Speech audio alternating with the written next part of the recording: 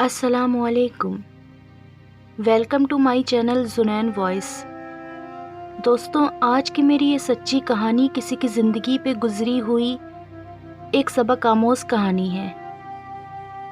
कहानी शुरू होने से पहले आप सबसे गुजारिश है कि जुनैन वॉइस चैनल को सब्सक्राइब कर दीजिए, साथ में दिए गए बेल आइकन को दबा करके ऑल नोटिफिकेशन को सिलेक्ट करना हरगिज़ न भूलें। अब आप मेरी वीडियोस को ज़्यादा से ज़्यादा शेयर करके इस कार खैर में शामिल हो सकते हैं। अरफा के हाथों में मेहंदी का रंग इस बार भी बहुत गहरा था। लड़कियां देखती तो वाह वाह कर उठती। अरफा मुस्कुरा देती मगर अंदर से बिलक कर रह जाती थी। ये मेहंदी भी कोई मेहंदी है, दिल ही दिल में ख्याल आता। सारा दिन उसकी मेहंदी, उसकी आँखों का काजल और उसकी खुशबू गैर मर्दों की दिलजोई करने में उसका साथ देती थी। वो सोचती थी कि मर्दों और मुर्दों में सिर्फ एक पेश का ही तो फ़र्क है। 15 साल की उम्र में उसका अपना बाप उसे कोठे पर बेच आया तो उसे किसी और मर्द से क्या उम्मीद थी। अरफा को यहाँ आए हुए 15 साल हो गए थे, मतलब उसकी आधी ज़िंदगी यहाँ गुज़र गई थी। खालिक की दुनिया इतनी वसी है, लेकिन उसे सहारा देने के लिए एक मर्द ना मिला। रातों की लंबी महफिलों में तन्हाई का एहसास हमेशा साथ रहता। मर्द आते, उस पर नज़र डालते, उसके साथ खिलवाड़ करते और चले जाते। हर दिन तन्हाई का ऐलान करता, हर दिन उसकी हुर्मत को कुचला जाता। फजर से कुछ देर पहले अरफा और इस जैसी लड़कियों के ख़रीदार अपने घरों का रुख करने लगते। अपने ज़ख्मी दिल को लेकर कहाँ जाना है उसे मालूम था। वो हर रोज़ गुस्ल करती और नमाज़ पढ़ती। दिल का बोझ और तन्हाई का एहसास कुछ कम हो जाता। इंशाअल्लाह से रुजू ना करें तो किससे करें, क्योंकि अरफा का काम रात को चलता था। दिन में वो सारी नमाज़ें अदा करती। लड़कियां उसका मजाक उड़ाती थीं, मगर उसको कोई फ़र्क नहीं पड़ता था। उसे नमाज की कहाँ समझ थी। वो तो एक दिन जब एक फ़कीर को पैसे दिए तो उसने दुआ दी और कहा, बेटा उस ज़ात से मांगो जो देने की इस्तिताअत रखती है।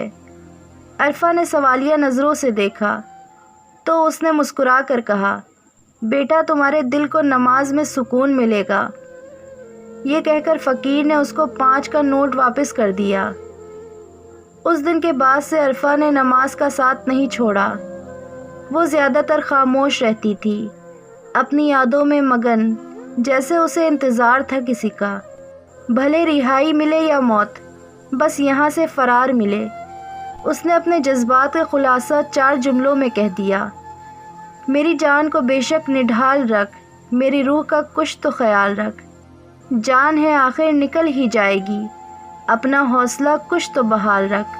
पिछली रात जब ये आशार अपने ख़रीदार को सुनाए तो उसकी नज़रें झुक गईं, तो अरफा उसे देखकर हंसने लगी। उसके ख़रीदार ने इजाज़त ली और वहाँ से चला गया। अरफा को पता था अब वो इस कोटे का रुख बिल्कुल नहीं करेगा। इस बात को 2 दिन गुज़र गए। अरफा ने इस बात का किसी से ज़िक्र नहीं किया। भले दूसरे लोग उसे आकर रौंद कर चले जाते थे और वो दूसरों को रौंदने और उनकी तज़लील करने की आदी ना थी। अगले दिन करीबी गांव से हस्बे मामूल जुमा को चूड़ियाँ बेचने वाला आया। जब वो आता था तो उसके इर्द गिर्द लड़कियां जमा हो जाती थीं और अपनी पसंद की चूड़ियाँ ख़रीद लेती। वो नज़रें झुका कर आता और किसी को बाजी, किसी को बहन बोलकर चूड़ियाँ बेचकर रकम वसूल कर चला जाता और अगले जुमे तक गायब रहता था। उसकी उम्र ज़्यादा से ज़्यादा 22-23 साल थी। इस बार अरफा अपने दीवान से ना हिली तो लड़के ने खुद ही 2 सेट चूड़ियों के पेश कर दिए, एक हरा और दूसरा बादामी। अरफा अपने ख़यालों में गुम थी। पहले चौंकी, फिर फीकी सी खुशी के साथ उस लड़के का शुक्रिया अदा किया। वो वहाँ से वापस चला गया। 2 दिन गुज़र गए फिर, लेकिन अरफा अभी तक उस रात की बात में अटकी हुई थी। दिल का पैमाना तबरेज़ हो चुका था। रात को नए महफिल की तैयारी हो रही थी। अचानक हवा तेज़ चलने लगी, जो आंधी में बदल गई। आंधी बहुत तेज़ थी। عرفہ کا دل گھبرانے لگا۔ اس نے برقع پہنا اور دراز سے پیسے اٹھائے اور جلدی جلدی سیڑھیاں اترنے لگی اور گیٹ کے باہر آ گئی۔ طوفان اب تھم چکا تھا۔ عرفہ مسجد کے سامنے کھڑی تھی۔ دروازے پر دستک دی تو امام صاحب آنکھ ملتے ہوئے باہر نکلے۔ عرفہ نے انہیں سلام کیا۔ امام صاحب نے سلام کا جواب دیا۔ عرفہ بولی، اللہ کے گھر میں پناہ چاہیے۔ امام صاحب تھوڑی دیر سوچنے کے بعد بولے کہ مسجد میں اکیلا رہتا ہوں، ادھر کوئی زنانہ خانہ بھی نہیں ہے۔ گویا کہ یہ بات سچ تھی، مگر امام صاحب نے دنیا دیکھی تھی۔ برقع پہنے، ہاتھوں میں مہندی لگائے، آنکھوں میں کاجل لگائے۔ ان کے اندازے سے یا تو عرفہ زبردستی کی شادی سے فرار ہوئی تھی یا پھر بازار سے۔ جہاں تک عرفہ کا تعلق تھا تو وہ نہ ہی امام صاحب کی عمر جانتی تھی اور نہ ہی ان کی سوچ کو۔ عرفہ بولی، مجھے پناہ دے دیجیے، چاہے تو جھاڑو پوچھا کروا لیں، بس مجھے ایک چھت کی ضرورت ہے۔ امام صاحب فجر سے پہلے تھوڑی دیر سونا چاہتے تھے، اس لیے عرفہ کو مسجد کے اوپر چھوٹے سے کمرے کا رخ دکھایا اور خود مسجد میں لیٹ کر سو گئے۔ عرفہ جب امام صاحب کے کمرے میں گئی تو وہاں چند کتابیں اور برتن موجود تھے۔ اب جا کر بیٹھی تو سکون کا سانس لیا۔ پچھلے 3 گھنٹوں سے تو سکون ہی نہیں تھا، بس ایک آسرے کی تلاش تھی۔ وہ زمین پر بچھی چٹائی پر لیٹ گئی۔ بھوک لگی مگر پرواہ نہ کی تھی۔ آنکھ لگی تو فجر سے پہلے کھل گئی اور نیچے آ کر غسل کیا۔ امام صاحب بھی وضو خانے میں وضو کر رہے تھے۔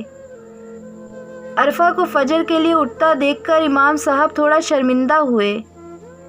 اگلی صبح عرفہ نے جھاڑو اٹھائی اور مسجد کی صفائی شروع کر دی۔ محلے سے امام صاحب کا جب ناشتہ آیا تو امام صاحب نے عرفہ کو آدھا ناشتہ دے دیا۔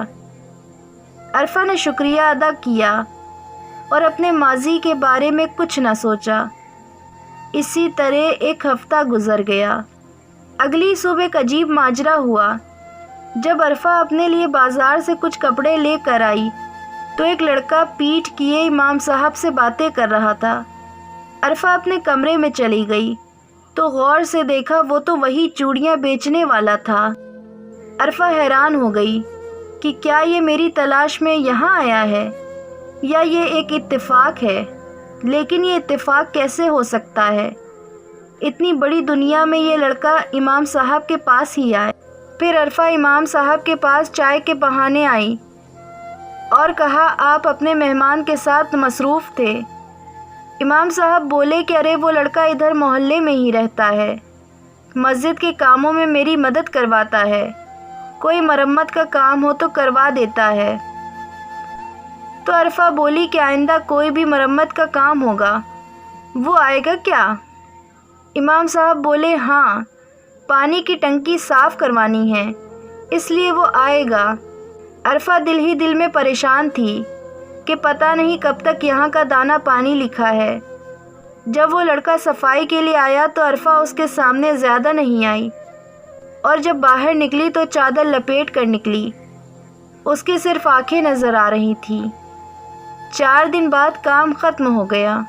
اس وقت عرفہ اپنے کپڑے چھت پر سکھا رہی تھی اور جب سیڑھیوں سے اترنے لگی تو اس کے پیچھے وہی لڑکا کھڑا تھا۔ عرفہ چونک گئی اور اس کے چہرے سے نقاب گر گیا۔ لڑکا بولا پریشان مت ہو، میں یہاں آپ کی موجودگی کا کسی کو نہیں بتاؤں گا۔ عرفہ خاموش رہی۔ کہتی بھی تو کیا کہتی؟ بات کا یقین کرتی یا جھٹلا دیتی؟ اور اگر جھٹلا دیتی تو کسی کا کیا ہوتا؟ اس کا اپنا ہی نقصان ہوتا۔ امام صاحب نے نمازوں سے ذکر کیا تھا کہ کسی عورت کو سہارا دیا ہے، آپ سے محلے کی کچھ عورتیں ملنے آئیں گی۔ عرفہ پھر فکر مند ہوئی کہ اب کوئی نئی کہانی گڑھنی پڑے گی۔ آپ فکر نہ کریں، جس رب نے ابھی تک آپ کو سہارا دیا ہے وہ آگے بھی سنبھالے گا۔ یہ کہہ کر وہ چلا گیا۔ 2 دن بعد عرفہ کمرے سے نکلی تو سامنے ایک پلاسٹک بیگ نظر آیا۔ اس میں 2 چوڑیوں کا سیٹ تھا۔ ایک ہرا ایک بادامی۔ وہ چوڑیاں چھپانے لگی تو امام صاحب بولے یہ بیگ وہ لڑکا تمہارے لیے دے کر گیا ہے۔ عرفہ نے چوڑیاں وہیں رکھ دی کیونکہ چوڑیاں دیکھ کر اس کو ماضی کی یاد آئے گی۔ پھر ہر جمعے عرفہ کو وہ لڑکا چوڑیاں تحفے میں دیتا اور عرفہ حیران بھی ہوتی اور خوش بھی ہوتی۔ آخر ایک دن عرفہ نے وہ چوڑیاں پہن ہی لی تو بولے وہ لڑکا ہر جمعے 2 سیٹ چوڑیوں کے دے کر جاتا ہے، کیا وہ پوری زندگی تمہیں ایسے ہی چوڑیاں دیتا رہے گا یا بات آگے بھی بڑھے گی؟ امام صاحب کے چہرے پر شرارت سی سجی تھی اور مسکراہٹ تھی تو عرفہ کے چہرے پر لالی۔ وہ تو شکر ہے کہ چادر میں امام صاحب عرفہ کے گالوں کی لالی نہ دیکھ سکے۔ امام صاحب نے جواب کا انتظار نہ کیا اور اس کے سر پہ ہاتھ پھیرتے ہوئے چلے گئے۔